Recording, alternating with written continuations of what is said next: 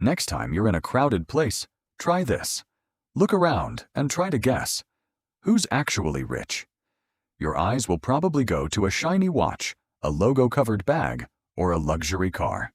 And chances are, you'll be wrong. Because most real wealth is quieter than you'd expect walking past it on the street. Most people worth millions dress surprisingly plainly, drive an ordinary car, seem to live in an ordinary house. This isn't a coincidence. It isn't humility either. Behind it is a psychological mechanism that completely reshapes the relationship we have with money. Let's start with the most common explanation, because it's wrong again. Rich people just don't like showing off. They prefer a modest lifestyle. Sounds nice, but it doesn't explain reality. Because flashy spending absolutely still exists. It's just concentrated in a very specific group. A widely cited 1996 study found that the demographic spending the most on luxury goods wasn't actual millionaires. It was upper-middle-income people trying to look rich. So someone wearing an expensive watch is, statistically, less likely to have a bank balance that matches it.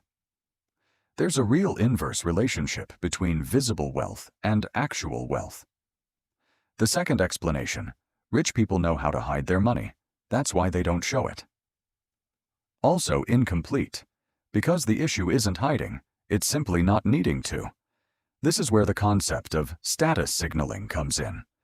The human brain, in environments of scarce resources, needs visible signals to prove status. Economist Thorstein Veblen's century-old concept of conspicuous consumption describes exactly this. People compensate for insecure status with expensive items. But someone whose status is already secure doesn't need to prove it. Much like someone genuinely confident doesn't need to constantly talk about their achievements. This is where the real mechanism appears: habituation. Behavioral economics research shows that spending habits are shaped far more by long-term financial security than by sudden income spikes.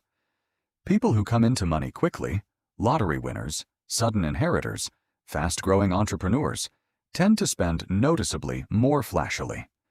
But someone who's built wealth patiently over decades develops a completely different relationship with money. It stops being something to prove and becomes something to protect and grow. That psychological shift fundamentally changes spending behavior. Another key factor comes in here: loss aversion. The human brain is more sensitive to the pain of losing than to the pleasure of gaining. Nobel laureate Daniel Kahneman's work shows that a loss feels roughly twice as powerful as an equivalent gain feels good. For someone who's built wealth over the long term, a flashy purchase no longer feels like a win, because the sense of security is already there. But the risk of losing that money weighs far heavier. That's why genuinely wealthy people tend to focus on protecting money rather than spending it. And here's the genuinely striking part: this behavior gets reinforced socially too. Sociologists studying quiet wealth have found that high net worth circles often build their own internal status system, one where status isn't measured by how much you spend, but by how little effort you visibly put in. Wearing an ordinary sweater becomes, in these circles, a much stronger status signal than a visible logo, carrying the message, "I don't need to prove anything to anyone." In these environments, a visible logo can actually read as a sign of insecurity. So what does this mean for you?